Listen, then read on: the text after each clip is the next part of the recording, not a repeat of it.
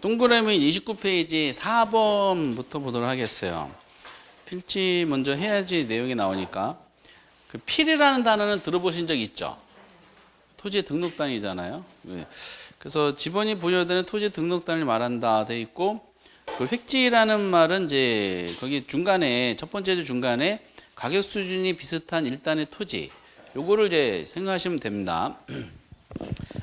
근데 필지하고 획지는 개념 중심으로 이제 앞부분에서 출제가 되는데, 이게 1회 때 나왔던 거죠. 필지하고 획지. 아마 필이라는 단어는 민법, 공시법, 중개사법을 공부하시다 보면은 많이 접하실 거야. 근데 획이라는 단어는 많이 접하지 못하십니다. 제가 이제 정규 교재에 등장할 필지에 대한 개념을 논하다 보면 필지는 이렇게 설명합니다. 필지는 소유권이야. 소유권이 미쳐버리는 범위와 한계, 이렇게 우선은 언급을 합니다. 그러면은 중요한 단어가 무슨 단어일까? 그렇죠. 소유권이 중요하죠. 이렇게 소유권이 중요하기 때문에 여기 키워드가 되거든요. 그래서 필이라는 단어는 법적인 용어예요. 법적인 용어. 이렇게 법적 개념이다라고 보시면 됩니다.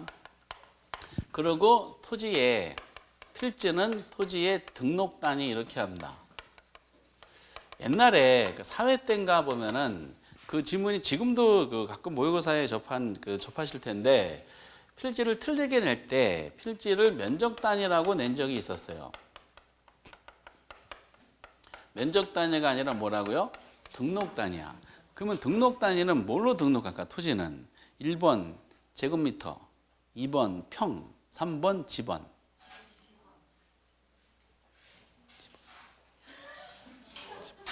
지번으로 하죠. 제곱미터는 면적 단위야. 그래서 이제 지번으로 등록을 합니다. 그래서 보통 이제 근데 이걸 면적 단위라고 이제 출제했을 때 틀렸다는 거를 바로 체크가 되셔야 돼. 근데 막판까지도 발견을 못 하시더라고요. 실수하시는 경우인데, 그래서 보통 필지라는 개념을 앞에 토지 용어를 할 때는 두 개를 같이 묶어서 출제하는 게 일반적입니다. 두 가지를. 그래서 그 필지란 소유권이 미치는 범위와 한계로서, 법에 다 규정된 내용이에요. 근거 법조도 하는데, 소유권이 미치는 범위와 한계로서 하나의 지번이 붙는 토지의 등록 단위를 말한다, 이렇게 합니다. 필지가 올해도 지문으로 나와 있어요. 근데 틀리게 냈었어요. 내용은 필지인데 용어는 다른 토지 용어가 들어갔었어요. 그래서 올해는 이제 소지가 옳은 지문 나오고 4개가 틀린 지문 나온 것 중에 하나가 요겁니다. 필지는 요 정도. 그리고 획지. 획이라는 단어는 요거는 가격 수준이, 키워드만 잡으면은 이거죠. 가격 수준이 비슷한 일단의 토지. 보통 이렇게 이제 정의를 내려줍니다. 그럼 여기서 포인트는 무슨 단어일까? 가격이 포인트야. 가격대가 비슷한 일단의 토지를 말합니다. 이게. 그래서 가격이 포인트이기 때문에 획지는 경제학적인 개념이고요.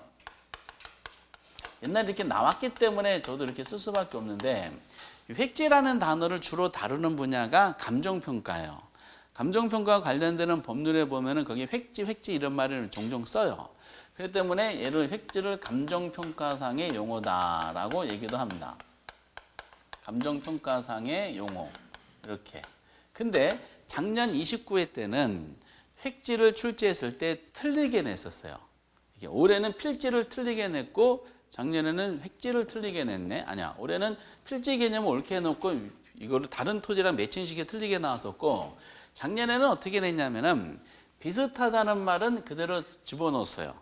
근데 가격대가 비슷한 땅을 획지라 그래야 되잖아. 근데 이거를 용도가 비슷한 땅을 우리가 획지다 이렇게 했던 거야. 가격대가 비슷한 땅을 획지다라는 겁니다. 예를 들어서 요게 갑돌이 땅이야. 그럼 측량했겠지. 측량해서 등록을 했을 거 아니야. 갑의 소유권이 여기까지 미치는 거로 등록했어요. 그럼 이게 뭐죠? 필이죠. 필. 그리고 번지가 101번지가 아마 돼 있을 겁니다. 라고 가정해 보겠습니다. 여기에 1순위 땅이에요. 요거는 소유권 여기까지 미치죠. 여기 또 한 필이죠. 102번지 예를 들어서. 여기 병파리 땅이야. 요것도 한 필이겠지. 여기는 103번지. 이렇게 했다고 가정해 보시기 바랍니다. 몇 필지야? 세 필지죠. 근데 조사해 보니까 세 필지가 다 공이 땅값이 제곱미터당 100만 원이야. 그럼 가격은 세 가지가 더 어때요? 다 같지. 그럼 세 토지를 다 묶어서 뭐라 그래요? 하나의 획지가 되는 겁니다. 그래서 경제적인 개념하고 법적인 개념이 반드시 일치하는 것은 아니다라는 걸 보시면 되겠습니다. 그래서 필지는 소유 개념이고 그 획지는 가격 개념으로 앞에서는 이제 개념적인 측면만 내는 걸로 그냥 국한시켜요. 자세하게 안 냅니다. 이 정도 어렵진 않죠. 그 정도로 내는 거야. 이렇게. 어쨌든 이제 이런 이거 필지하고 획지하고 그리고 후보지 이행지가 이제 전설적인 토지 용어인데 이 전설은 지금도 지속이 됩니다. 이렇게. 그리고 이제 바로 밑에 동그라미 5번부터 볼게요. 5번에 맹지하고 대지가 있어요. 그럼 맹지는 많이 들어보셨죠? 맹지는 시험에 많이 내요. 이게. 근데 맹지를 모르시는 분은 거의 안 계시더라고요. 맹지는 타인 토지 둘러싸여서 도로에 접하지 못한 토지 이렇게 설명이 돼 있죠. 근데 그 대지를 한번 보면은 자루 모양의 토지라고 되어 있는데 여기도 한글로 대지죠. 근데 아까도 우리가 대지 논한 적 있었죠. 건축용지로서 택지와 비슷한 개념인 대지를 논했었고요. 그때 이 대지는 한자로 아랫변에 흑토자가 붙어있는 돼지를 했었어요. 근데 여기도 같은 한글로 돼지인데 뭐가 달라? 한자가 다릅니다. 여기는 아랫변에 뭐가 붙어 있어요? 오디자가 붙어 있습니다. 그러면은 도로가 이렇게 돼 있는데 도로의 어느 면도 접속하지 못한 땅이 있죠. 그러니까 전부 다 남의 땅에 둘러싸인 토지야. 어느 면도 도로에 접하지 못한 땅을 뭐라 그런다? 맹지라 그래요. 맹지는 아마 공법하고 민법에 아마 다 접하실 토지 용어고요. 그러면은 맹지 소유자가 여기다 건물 짓겠다라고 건축 허가를 신청했어요. 허가 낼까? 허가 받을까 못 받을까? 허가 못 받아요. 이렇게 허가 내는 것이 불가능하죠. 출입이 불가능하니까 이렇게. 그래서 맹지는 의외로 많이 나오고 이 자루 모양의 토지인 요 대지는 역사상으로 지문 딱 한 번 나왔어. 같이 세트로 되는 이유가 조금 관계가 된다고 판단하는 것 같습니다.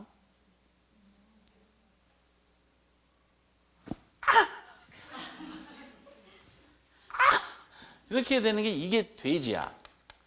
그러면은 맹지하고 어떤 차이가 있을까? 도로에 접했어요? 안 접했어요?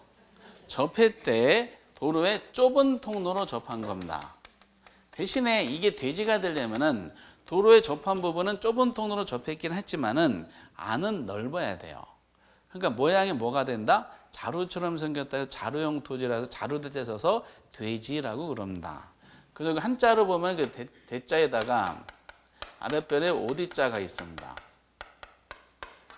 역사상 지문 딱 한 번 나왔지만 모양상으로 구분하는 토지 용어다. 그러니까 맹지는 도로에 전혀 접하지 못한 땅으로서 남의 땅에 둘러싸인 것을 말하고 접하되 좁은 통로로 접한 토지로서 모양상 자루처럼 생겼다. 그래서 자루형 토지 돼지 이렇게 합니다. 요 돼지. 어쨌든 이렇게 좀 보시면 되겠고요. 그리고 이제 위에 이제 동그라미 3번으로 이제 올라가도록 하겠어요. 나지하고 건부지 있죠.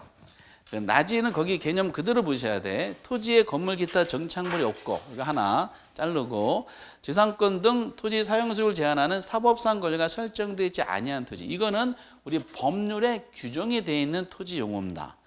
그러다 보니까 나지 개념 쓸 땐 요거 그대로 출제를 하고요. 그리고 건축물 등의 바닥 토지 이용되고 있거나 이용되는 게 합리적인 토지를 건부지다 이렇게 돼 있죠. 이용되는 게 합리적인 토지? 아니다. 이거는 잘못되게 표현했습니다. 그러니까 건축물의 바닥 토지 이용되고 있다. 거기까지 해야 돼. 이용되는 게 합리적이라는 것은 택지 개념이기 때문에 이건 잘못되게 씁니다. 저자분이. 어쨌든 이제 여기다가 나지하고 이제 건부지 한번 논해 보도록 하겠습니다. 이게 단독샷으로 최근에 한번 나왔어. 25회 때인가? 나지. 나지랑 비교되는 땅이 뭘까요? 건부지야. 어떻게 하셨어요? 써 있었어. 그러면서 체계는 없지만은 나중을 위해서 약간 조금 들어가 보도록 하겠습니다. 이게 어떻게 출제되느냐. 제일 먼저 나지하고 건부지 관계를 논할 때는 나지의 개념을 아셔야 돼요. 나지 개념을 논할 때는 법률에 규정이 되어 있기 때문에 누가 출제하든 법조문상에 규정되어 있는 실정법이죠. 나지 개념을 그대로 써요. 우선 정착물이 없어. 건축물이 없어요. 빈 땅이니까. 나지라는 말이 빈 땅이잖아요. 근데 중요한 것은 또 하나 뭐가 없어요? 지상권 등 토지의 사용 수익을 제한하는 사법상 권리야. 그럼 사법상 권리하고 비교되는 땅이 무슨 땅일까요? 사법하고 비교되는 것이 공법이야, 공법. 오케이? 사법은 주로 민법에서 공부하세요. 민법상에서 다루는 게 다 사법이야. 민법으로 소유권 공부하실 거예요. 그럼 소유권을 제한하는 물건 등이 있어요. 소유권을 제한하는 물건은 계약에서 성립되는 권리거든요. 지상권, 지역권 뭐 이런 것들이 있을 겁니다. 저당권 같은 거. 그래서 이런 소유권, 지상권 등 지상권처럼 토지의 사용 수익을 제한하는 사법상 권리가 설정되지 아니한 토지로서 사법상 권리는 다시 계약에 의해서 성립되는 권리를 말합니다. 근데 여러분 사법상 권리랑 비교되는 게 공법이거든요. 공법은 계약에서 하는 것이 아니라 법률이 정부가 공권력에서 강제적으로 하는 걸 말해요. 그래서 용도지역을 지정할 때 해당 토지 소유자의 동의를 받아서요? 아니야. 그냥 과감하게 지정해버려요. 그래서 요거를 그대로 기억하셔야 돼. 여기 아주 중요한 나지의 개념이고요. 종종 나옵니다. 근데 아직까지 나지 개념을 설명하면서 틀리게 나온 적은 없어. 그럼 이걸 틀리게 낼 때 어떻게 틀리게 낼 수 있을까? 사법상 권리가 설정되지 아니한 토지를 공법상 권리가 설정되지 아니한 토지로 낼 수가 있습니다.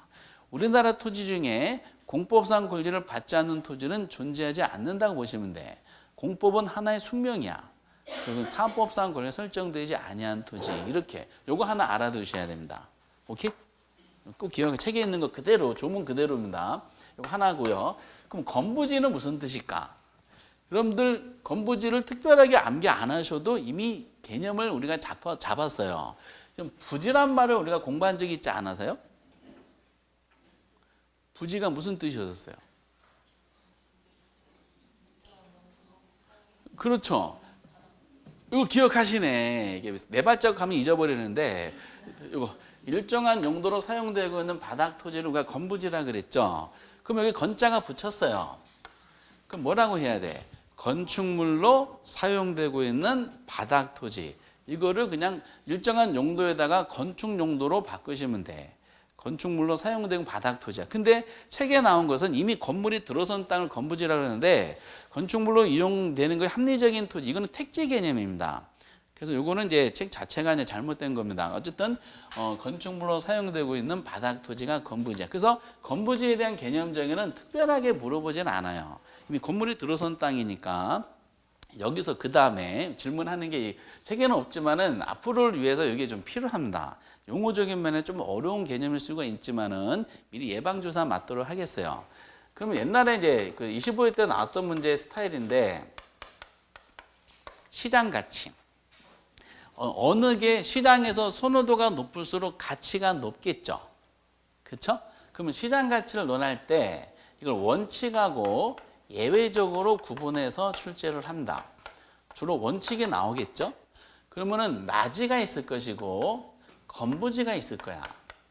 그럼 어느 것이 더 시장 가치가 높을까요? 원칙적으로.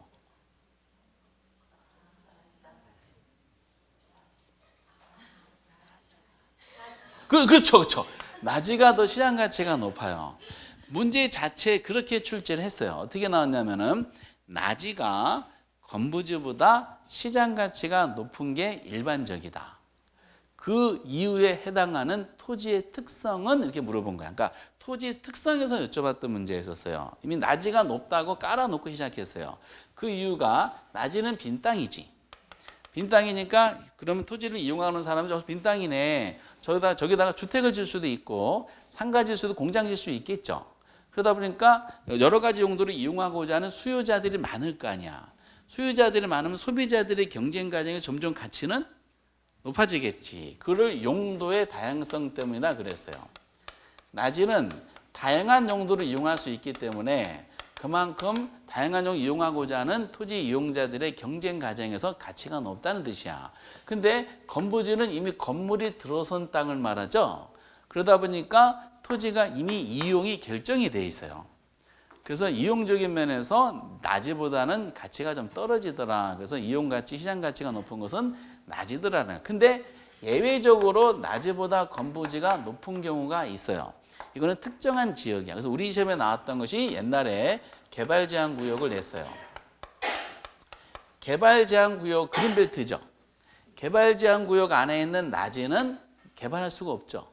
그러니까 용도에는 발휘할 수가 없는 거기 때문에 이미 건물이 들어서 있어서 기득권이 인정되는 건부지보다는 지목적인 면에서도 가치가 좀 떨어지게 되는 겁니다. 그러니까 우리는 원칙적으로 낮이가 건부지보다 높다고 보시면 됩니다. 이거 할 때 항상 저는 예를 들면 나이트를 예를 들어요. 나이트 입장에서는 매출액 있죠. 매출액을 봤을 때 낮이 손님이 더 가치를 높게 평가받아요. 건부지 손님이 더 가치가 높을까? 낮이 손님이 더 가치가 높지 않아요? 건부지 손님은 이미 건물로 등기된 사람이잖아. 이 사람은 집에서 계속 전화가 올 거 아니야, 건물이. 그러니까 오랫동안 나이트에 못 있겠지. 근데 이 사람은 솔로기 때문에 어떻게 돼요? 문 닫을 때까지 거기 있죠?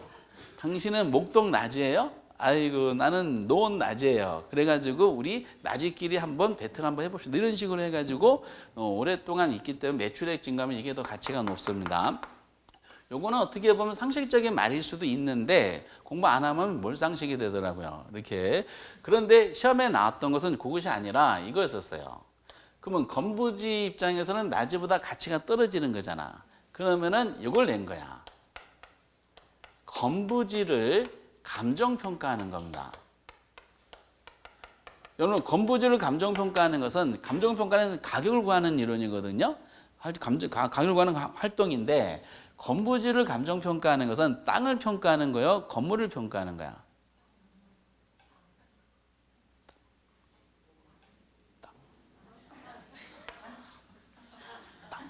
뭐를 평가하는 거예요? 땅을 평가하는 거예요. 근데 지잖아.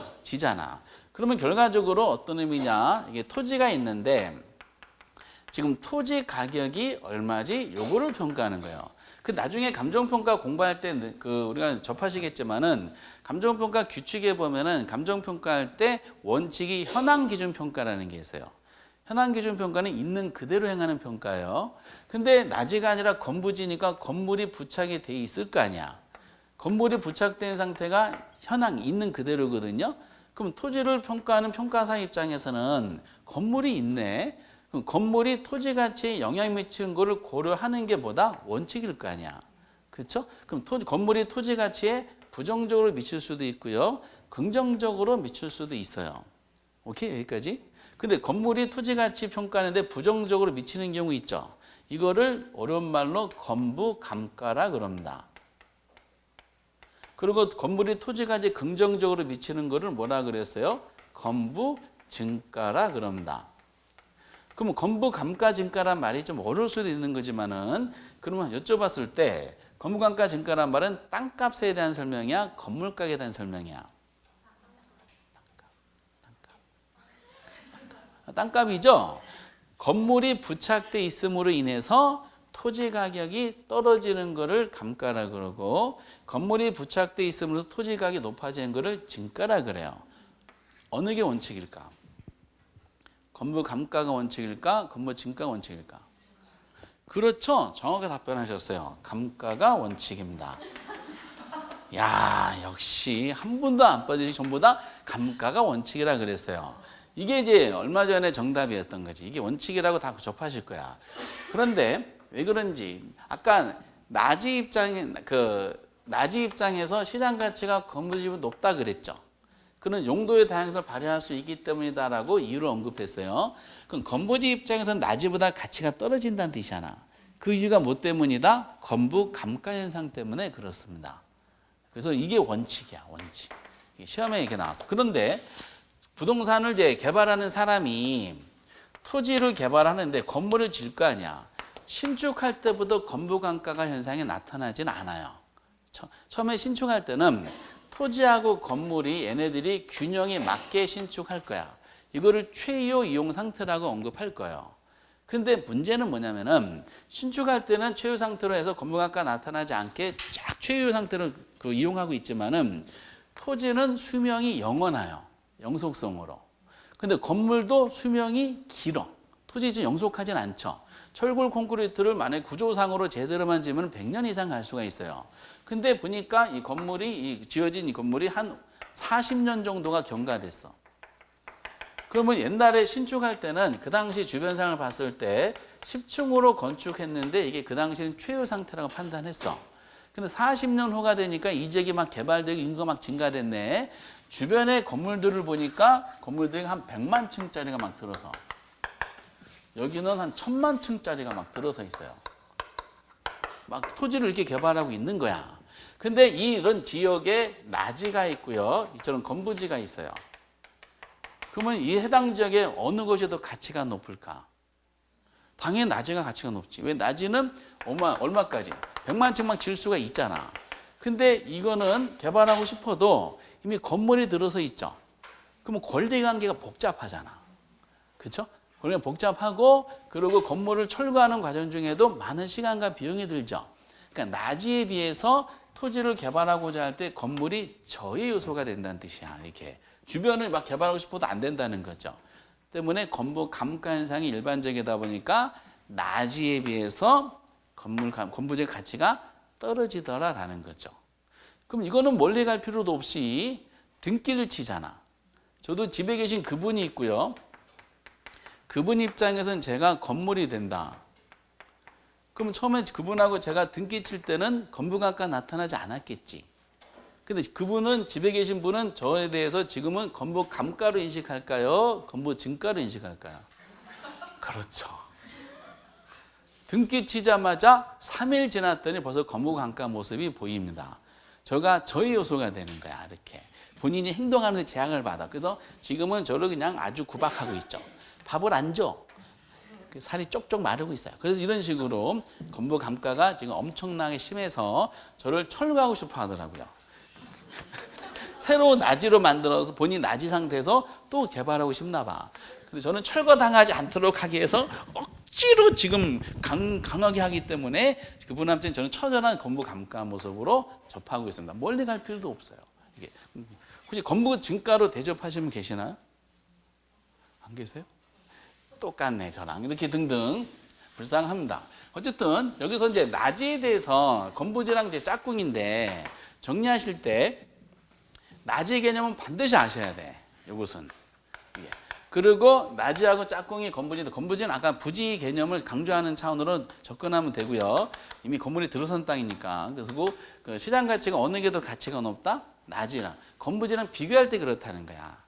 그래서 낮이가 가치가 높은 것은 용도의 다양성 때문이고 건부지가 낮이보다 가치가 낮은 것은 감정평가 시 무슨 감가 때문에 건부 감가 현상 때문이다라는 것을 알고 계시면 이게 조금 어려운 개념입니다. 미리 한번 간단한 개념 정도가 아니라 이제 이게 어떤 식으로 출제되고 있는지를 확인하는 차원으로 한번 해봤다라고 말씀을 드리겠고요. 낮이 건부지가 조금 생각하기 어려워요. 6번에 보면은 그 포락지하고 선화지가 세트가 되는 건 아니니까 제가 별도로 한번 해보겠습니다. 선화지를 따로 하셔야 돼요. 선화지가 무슨 뜻일까? 어? 선이 무슨 선이냐면 고압선이야. 고압선 아래에 있는 땅을 뭐라 그런다? 선하지 이렇게 되는 겁니다. 그럼 가치가 높을까요? 낮을까요? 낮겠지. 철탑이 고압선 철탑이 있고 철탑과 철탑 사이에 고압선이 지나가죠. 볼트 규정이 있어요. 그 밑에 선화지, 그러니까 선화지에 해당되는 소유자는 건물을 지을 수가 공중공간을 활용할 수가 없잖아. 왜냐? 이 고압선이 뭐냐면 거의 사실상 영구적인 시설이에요. 공익 목적으로 이용한다 하더라도 영구적인 시설이야. 보상을 줄까 안 줄까? 옛날에는 안 줬었어. 90년대 이전까지는 2000년대 이전까지는 안 줘가지고 철탑을 세우는 데만 보상을 좀 줬어요. 공시지가로. 근데 그 고압선 지나가는 밑에 있는 사유자는 그냥 참아라 했는데 지금 보상 주는데 보상비가 이 밑으로 해서 또 반경으로 또 계산해. 공시지가를 하면서 반경 얼마, 점점 정도 감가 정도 굉장히 커. 보상비 얼마 안 돼. 그러니까 반대해야 돼요, 반대해야 돼요. 반대해야 돼. 이게 이제 그래서 한번 그런 사건이 벌어진 데가 있죠. 그래서 그런 굉장히 이건 보상비가 워낙 적으니까 해당 토지 소유자 입장에는 절박한 상태야. 그래서 웬만하면은 이제 다툼이 발생하지 않도록 고압선들이 이제 철탑 등이 산을 막 산속에다 개발하는 경우가 있는데 어쩔 수 없이 이제 평지를 갈 때는 보상을 줘야 돼요. 그럼 보상 저항이 적으려면은 제곱미터당 한 10억 정도 주시면 돼. 반경 한 2km 이내까지 한 점점해서 한 2km에 해당되는 소유자까지도 한 1억 정도 주시면 되고 이렇게. 근데 이제 몇만 원밖에 안 주니까 좀 환장하는 거야 이렇게. 반대해야 돼 이렇게. 거기서 막 재산권 이기주의 하는 것이 아니라 절박한 상태입니다. 그건 별도의 내용이고 선화지는 그래서 간단한 내용이에요. 고압선 아래에 있는 땅. 그리고 바로 기억에 포락지 있죠. 하천의 볼람으로 집안이 절토되어 무너지는 이렇게도 언급할 수 있지만 사실상 법에 규정이 되어 있기 때문에 포락지는 따로 하셔야 됩니다. 올해 이제 틀리게 나온 지문이고 최근에 5년 동안에 3번 나왔어. 포락지하고 기억의 포락지랑 제가 법조문 가지고 해보겠습니다. 그 동그라미 7번에 법지 빈지 있죠. 법지, 빈지, 포락지가 세트야. 요 그대로 보셔야 됩니다. 먼저 빈지 보시면은 그 공유수면관리법이 아니라 이거 다 옛날 법인데 옛날 책이네. 공유수면관리법이 아니라 법의 명칭이 바뀌었어. 공유수면관리 및 매립에 관한 법률이라고 있는데 어쨌든 그 줄칠검 최수면 최대 만조예요. 만조 수위선에서 지적공부 등록된 지역까지 사이의 토지 있죠. 이걸 줄을 치셔야 돼. 이게 이제 그 빈지에 대한 개념이고요. 그러면서 결과적으로 그 두 번째 끄트머리에 개인의 소유권은 인정되지 않지만은 활용 실익이 있는 토지 이렇게 설명이 돼 있죠. 요거 언급할 겁니다. 그 법지 한번 보세요. 법지는 중간에 경사지를 말합니다. 경사지 줄을 쳐주시고 그 바로 밑에 소유권이 인정되는데 활용상의 실익이 적은 토지 이렇게 명시가 돼 있어요. 그 법지하고 빈지가 서로 상반되거든요. 법지, 빈지, 포락지가 세트예요. 꼭 기억하셔야 돼요. 최근 3년, 5년 동안 3번 나온 토지 용어야. 근데 그 중에서 빈지를 중심으로 해주셔야 됩니다. 여기다 해야 되겠다. 아니 여기다가 잘 안 보이시니까. 요거를 이제 참 최근에 좋아하기 시작한 토지인데 법률상 규정 그대로 해볼게요. 육지하고 바다가 있어요. 그럼 우리나라는 육지하고 바다를 구분하는 경계선이 있을까 없을까? 있어요. 공유수면 관리 및 매립에 관한 법률에 의하면은 해안선을 기준으로 합니다. 해안선. 근데 해안선을 또 해석을 해요. 해안선이 뭐냐면은 해수면 최대 만조이야. 만조 수위선으로 되어 있죠, 책에는. 해수면 최대 만조위. 만조위를 기준으로 위에는 육지고요. 밑에는 뭐다? 바다가 돼. 그 여기부터는 다 육지야. 그러면은 육지라고 해서 다 등기 등본이 있을까? 다 지번이 있을까요? 아니야. 이렇게. 그러면 육지에도 보면은 만조위부터 했을 때 지적 공부라고 시험에 냈어요. 지적 공부란 말은 많이 접하실 용어입니다. 우리 시험에서. 여러분들 2차 과목에서. 공부가 무슨 말이냐면 공부한다는 것이 아니라 공부는 공적 장부의 약어야. 공적 장부를 줄여서 뭐라 그런다? 공부. 근데 지적이야. 그러면 토지와 관련되는 공적 장부입니다. 대표적 토지 대장생 하시면 돼요. 이 공적 장부. 근데 지적 공부에 등록된 땅이 있고요. 아까 등록된 땅이 뭐겠어요? 등록된 뭐라 그랬죠? 1번 필지, 2번 팔지, 3번 낙지. 뭐 했었어요? 4번은 반지로 나왔었어. 뭐죠? 필지였었어. 그러니까 필지가 소유권 미지는 범위 한계에서 나는 집안에 토지 이렇게 했었죠. 등록된 땅이 필이야. 소유자가 있겠어, 없겠어? 있어요. 그럼 지적 공부에 등록이 안 된 땅이 있어요. 요겁니다. 그럼 등록이 안 됐으니까 토지대장 등기등본 이것이 없을 거 아니야. 그러면은 우리 법률에 보면 어떻게 돼 있냐? 해수면 최대 만조야. 아까 줄친 거. 해수면 최대 만조부터 지적 공부에 등록된 지역 요 사이의 토지입니다. 요거를 뭐라 그러냐면은 빈지라 그래요. 근데 빈지가 일본식 용어야. 1900년대 말에 문민정부가 들어섰어요. 그러면서 그다음 우리나라 법률이 일본 법 체계를 많이 용어 같은 걸 따왔어. 영향을 너무 많이 받았습니다. 그러다 보니까 일본식 용어가 많아서 일본식 용어 잔재를 없애야 한다 그래서 이걸 많이 한국에 쓰는 말로 많이 바꿨어요. 그래서 우리 법률에는 빈지가 뭐로 돼 있냐면은 99년도 5월 달인가에 바닷가로 바꿨어. 바닷가가 빈지야. 근데 시험 문제는 바닷가로 안 내고 뭐로 내요? 올해처럼 보면은 빈지로 내요. 그러니까 빈지로 공부하셔야 돼. 빈지가 좀 멋있는 느낌 들지 않아요? 바닷가보다는? 아니구나. 어쨌든 이제 빈지. 요거를 중심으로 정리하실 때 아까 줄친 거 빈지는 어디서부터 어디까지다? 해수면 최대 만점부터 지적 공부에 등록된 지역 사이의 토지를 말해요. 그러면은 빈지가 지금 이렇게 정의를 내리다 보니까 사적 소유권이 있죠. 사적 소유권이 인정이 돼요? 안 돼요? 인정이 될 수가 없지. 거래가 안 돼.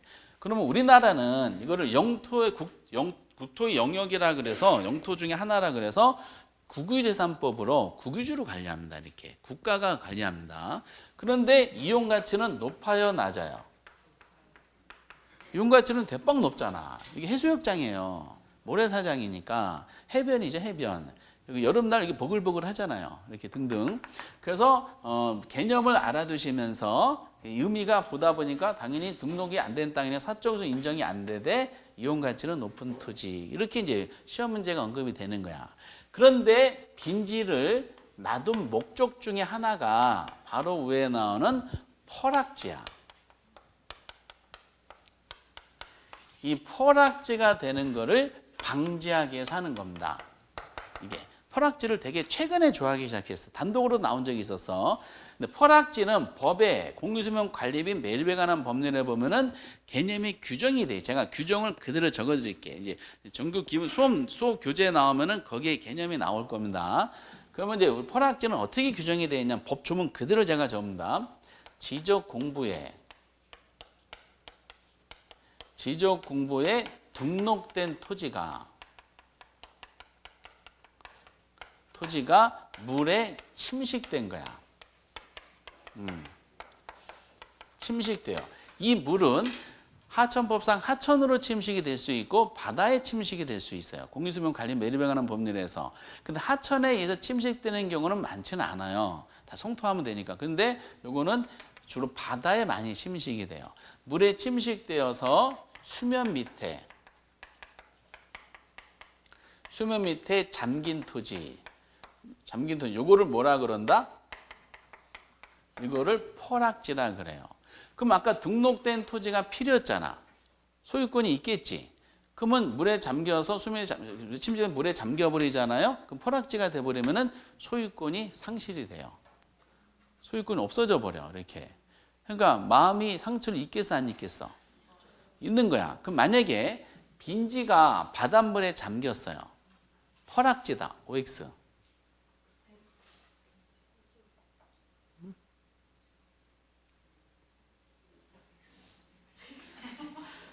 뭐예요? 그렇죠. X지. 왜냐? 빈지는 등록된 토지가 아니니까. 그래서 만약에 해수면 만주에부터 등록을 해버리잖아요. 이게 갑돌의 땅이고 필지야. 그러면 한 필이고요. 101번지야. 그러면은 해수면이 상승하잖아요. 요즘 온난화가 문제가 되니까 해수면이 상승하면은 갑돌의 땅이 바닷물에 잠길 수가 있죠. 그럼 소유권이 어떻다? 없어져 버려. 그러면 상실이 그 마음의 상처를 많이 받잖아. 그래서 퍼락지가 되는 것을 최소화시키기 위해서 약간 여유를 두고 등록을 하는 겁니다. 이 부분이. 이 부분이 이제 우리가 빈지하고 퍼락지의 관계인데, 근데 올해 이걸 틀리게 냈어요. 필지도 아까 틀리게 냈고, 어떻게 냈냐면은 빈지 개념을 설명해 놓고 퍼락지라 그랬어. 그리고 퍼락지 개념을 설명하면서 이거 빈지라 그랬어요. 서로 크로스 체킹이 된 거야. 근데 크로스 체킹에 대해서 나온 게 올해 처음 나왔을까? 이미 나왔을까? 최근에.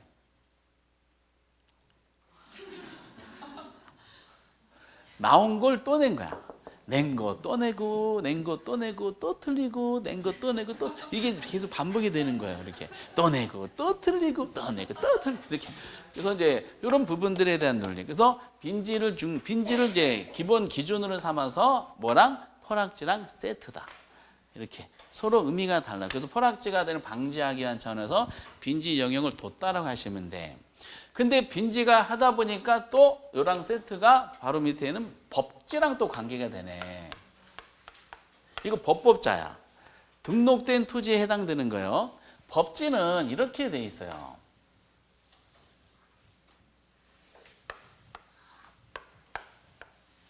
요 부분이 뭐다? 법지야. 이 부분이. 그럼 법지는 토지 있죠? 토지의 붕괴를 막기 위해서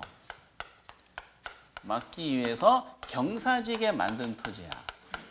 강제적으로 만든 거야. 경사지게 만든 토지. 요거를 이제 법지다라고 보시면 돼. 근데 여기에 집이 있고요.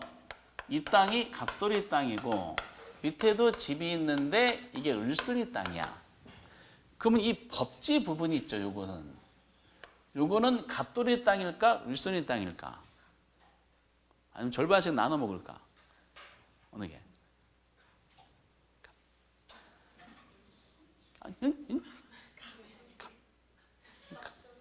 그러니까 윗집 소유자 땅이에요. 그러니까 필로 한 필 구분할 때 있죠. 소유 관계 경계할 때 측량할 거 아니야. 측량할 때 이제 이 경사진 부분은 하단부를 기준으로 하라라고 합니다. 법지 부분은 윗집 소유자의 갑돌이 땅이에요. 근데 그럼 갑돌이 땅이 얼마인지를 측량해서 그 토지대장에 등재할 거 아니에요. 그럼 이 부분이 만약에 500제곱미터고 이 부분이 2,500제곱미터야. 그러면 갑돌이 땅을 토지대장 떼보면은 갑돌이 땅 면적은 얼마로 돼 있을까? 이것도 계산 문제예요. 500 더하기 2,500이 정말로 어려운 문제입니다. 그러면 얼마로 토지대장 떼보면 얼마로 되겠다? 측량해서 정식으로 공적으로 등록할 거냐? 3,000으로 돼 있어요. 근데 이 사람이 이용할 수 있는 땅은 뭐만 이용할 수 있어? 2,500만 이용할 수 있어요. 결과적으로 보니까 빈지랑 반대네. 법법자니까 사적 소유권이 당연히 지금 등록된 영역의 땅이니까 인정이 되겠지. 대신에 이용 가치가 없거나 적은 토지를 말하는 거죠. 반대가 돼. 갑돌이가 내 땅에 마음대로 영역이 붕괴돼 버리잖아요. 아래 재산권 침해를 주기 때문에 마음대로 할 수가 없어요. 그래서 법지 영역이 그래서 빈지를 잡으면은 포락지랑 짝꿍이고요. 빈지를 잡으면은 또 법지랑 비교 대상이 되는 또 짝꿍이 되는 거기 때문에 세 가지를 같이 묶어서 보는 세트가 된다라고 하시면 되겠습니다. 이렇게. 물론 이제 실무적으로 개발업자 중에서는 법지 영역에 포함되어 있는 두 땅을 다 사서 새롭게 조성 작업해서 새롭게 택지 분양하는 경우도 있어요. 그런 실무적인 내용이고 법지 영역이 뭐라는 영역에 대한 개념적인 측면을 출제하더라라는 겁니다. 이렇게. 여기까지가 이제 토지 용어에 대해서 간략하게 설명한 거를 앞으로 1월 달에 정규 교재 나왔을 때 준비하기 위한 내용을 한 겁니다. 지금은 몇 가지 토지 용어 했나요? 여러 가지 하는 것 같은데요. 이렇게. 제일 먼저 하면 택지에 있었어요. 택지보다 넓은 개념이 뭐다? 부지. 가장 포괄적인 거. 택지 등을 개발되기 이전 땅에서 뭐 했어요? 소지했어요. 소지. 그리고 택지 나왔으니까 택지, 농지, 임지, 상호간에 전환되고 있는 땅 후보지에 있었고요. 택지, 농지, 임지 지역 내에서 상호간에 전환 중인 거를 이행지에 있었어요. 그렇죠? 후보지 이행지. 그리고 소유권이 미치는 범위 한계로서 필지에 있었어요. 가격대가 비슷한 땅을 뭐라 그런다? 획지에 있었어요. 그렇죠? 그리고 이제 타인 토지에 둘러싸여서 어느 면도 돌에 접하지 못한 땅 맹지에 있었고요. 모양상으로 좁은 통로로 접혀지 않은 넓어서 자루처럼 생겼다 해서 자루형 토지 대지에 있었어요. 그렇죠? 그리고 나지에 있었어요. 나지하면 비교되는 땅이 뭐야? 건부지에 있었어요. 그리고 고압선 아래에 있는 땅에 있었죠. 선화지에 있어요. 선화지. 고압선 찌릿찌릿한 땅이겠죠. 밑에 있는 사람은 찌릿찌릿한 땅. 그리고 이제 빈지에 있었고요. 빈지에 있고 그리고 포락지에 있고요. 뭐 했다? 법지에 있어요. 그래서 지금 몇 개 토지에 있을까? 아니, 15개 했어요, 지금.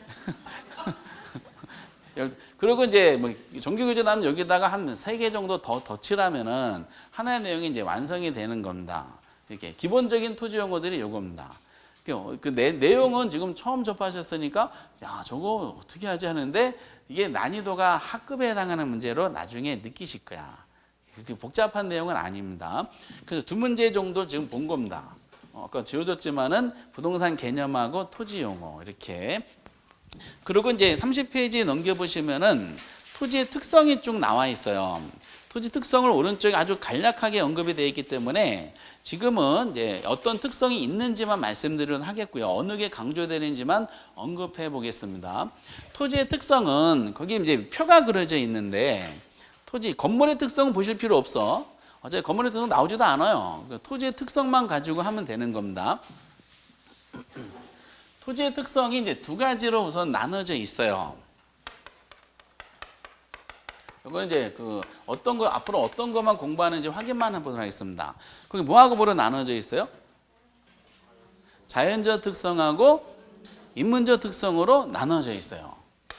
그 종류는 학자들이 나열하기 나름인데 자연적 특성은 말 그대로 자연적 주어진 땅 특성을 말하고 인문적 특성 이렇게 되거든요.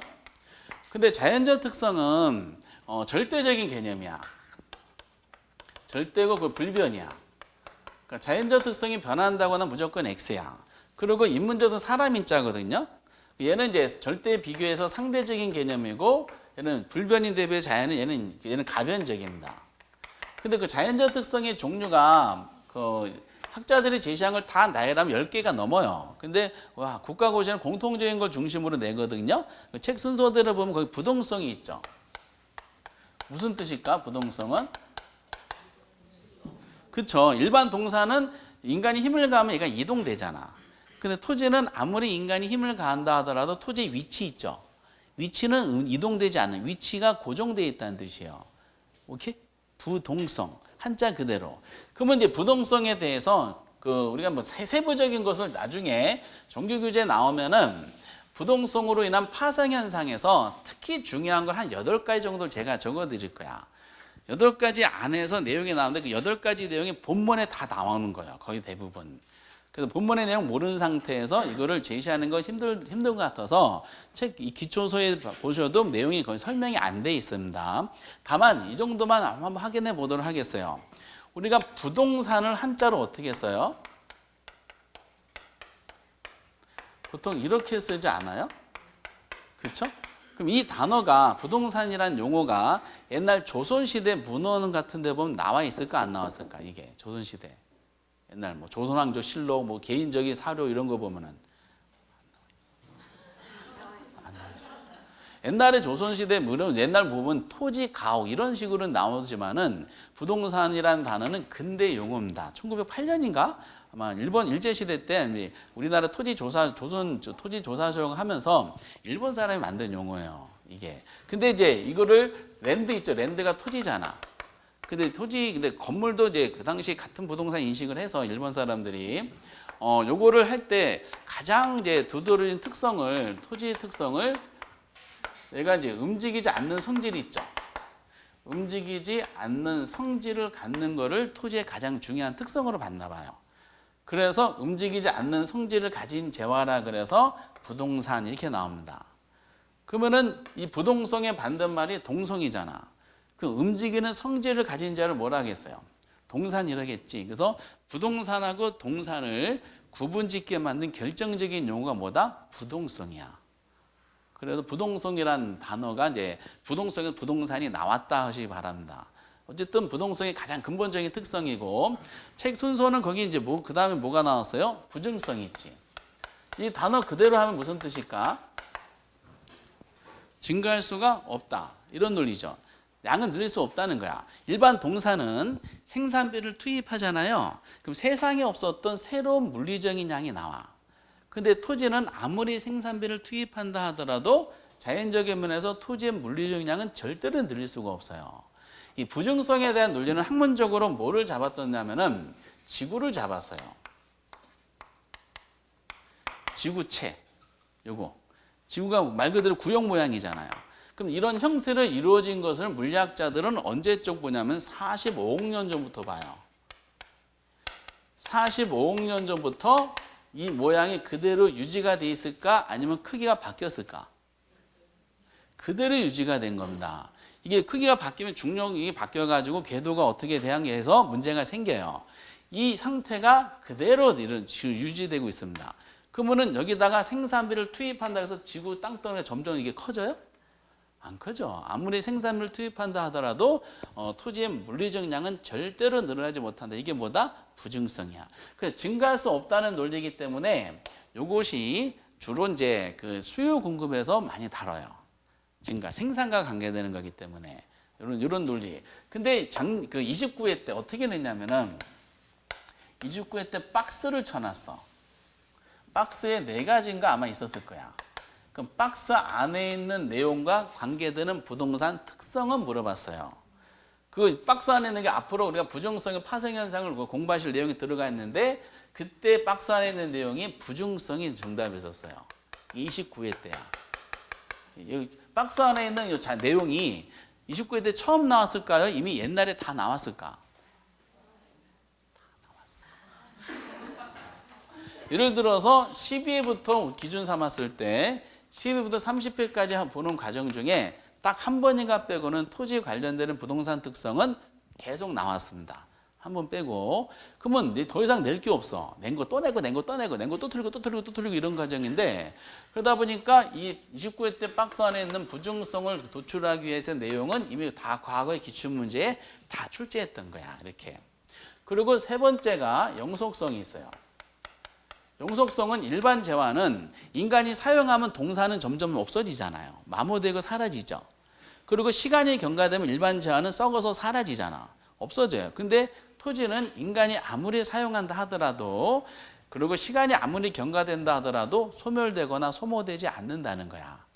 지구체 자체를 인간이 빼빠로 막 문질렀어. 빼빠로 문지르면 지구가 좀 더 달아요? 아니죠. 그 지구 자체는 아무리 사용의 시간이 경과된다 하더라도 얘가 줄어들지가 않아요. 늘어나지도 않고 줄어들지도 않아. 늘어나지 않는다는 걸 뭐라 그런다? 부증성. 줄어들지 않는다는 걸 뭐라 그런다? 영속성. 이렇게 잡은 거죠. 그래서 수명이 길다는 거잖아. 수명이 길기 때문에 이건 주로 어디서 다루느냐? 투자에서 많이 다뤄. 투자 용어가.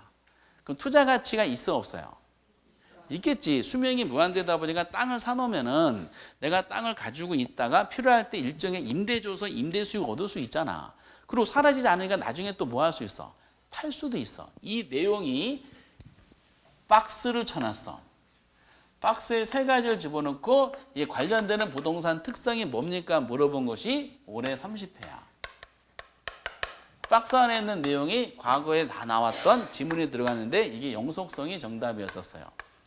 그러면은 이게 29회 때 단독 문제 정답, 영속성이 30회 단독 정답이야. 31회는 어디서 나올까요? 부동성이 아닐까 생각이 들긴 해요. 개별성으로 정답 나온 경우는 거의 없어요. 이게 그래서 4번째가 개별 가장 막내인데 개별성은 부동성에서 파생된 거야. 부동성 위치가 고정되어 있다 그랬죠. 움직이지 않아. 그러다 보니까 토지마다 자기의 고유의 위치를 다 가지고 있어. 토지는 위치가 같다 다르다. 다 다르다는 거야. 다 다르다. 개별적인 토지가 다 다르다. 그래서 이제 개별성에 대한 논리가 부동성에서 연결해서 나오는데 개별성에 대해서는 시험 문제에 낼 만한 게 많지가 않아요. 지문으로 만들 때. 그리고 단어상으로 드러난다. 그래서 그런 내용 때문에 개별성을 정답 나온 경우는 거의 없다는 겁니다. 그래서 얘네들이 돌아가면서 부동, 부중, 영속이 돌아가면서 냅니다. 그래서 이 자연적 특성이 책 순서는 부부 연계인데 이 4가지를 중심으로 출제하고요. 12회부터 30회까지 나오는 과정 중에 자연적 특성에서 다 정답 나왔어요. 결과적으로 보면은. 그러면은 이제 그 다음에 인문적 특성에 대한 논리 사람이 만들기 나름인데 한참 후에 지구과학적으로 한참 후에 인간이 나왔어요. 지구는 45억 년 전에 생겼다 그러고 인간이 한참 후에 정말로 한참 후에 나왔죠. 그러면서 인간이 주어진 지구 땅을 이용해요. 그럼 이용하면서 인간이 땅에 의미를 부여해 주죠. 그렇죠? 그럼 2차적인 특성이야. 그 사람 인자 써서 나오는 특성. 이게 사람 인자 써서 나온다 해서 인문적 특성 이렇게 나옵니다.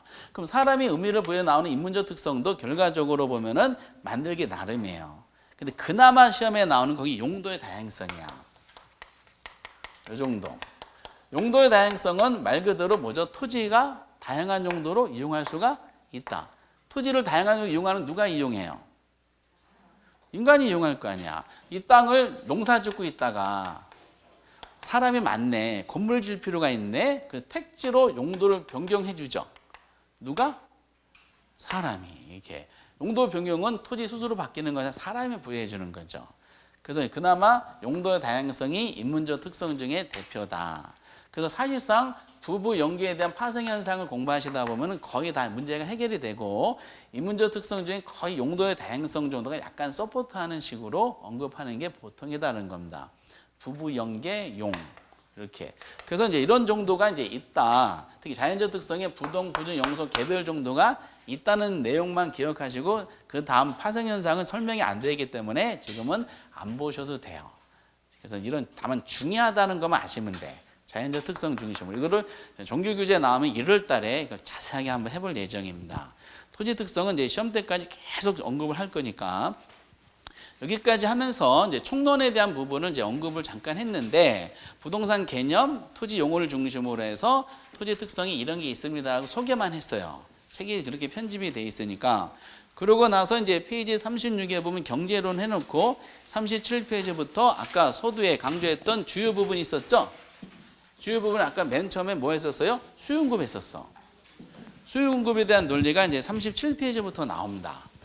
수요공급 내용이 그럼 어떤 식으로 이제 기초적인 내용이 설명이 되어 있는지 이것은 다음 주에 한번 보도록 하겠어요. 다음 주에 여러분 수요공급 내용을 어떻게 해야 돼요? 미리 읽어오셔야 될까? 읽으셔도 무슨 말인지 몰라요.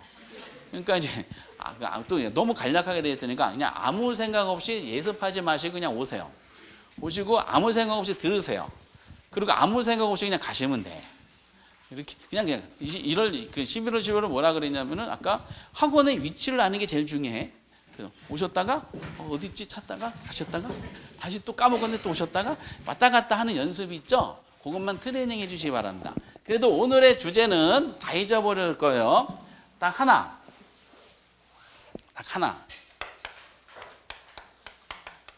매주 하나씩만 가져가시면 될 것 같습니다.